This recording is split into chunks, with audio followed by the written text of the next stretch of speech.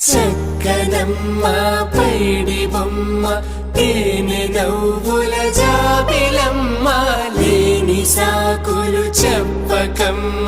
పట్టువోణి కట్టవమ్మ నాన్నయదపై నిన్నటిదాకా అల్లరి ఆటలు ఆడినా చిన్నారి తల్లి లేత భుజములు నేడు చీరలు మోయునా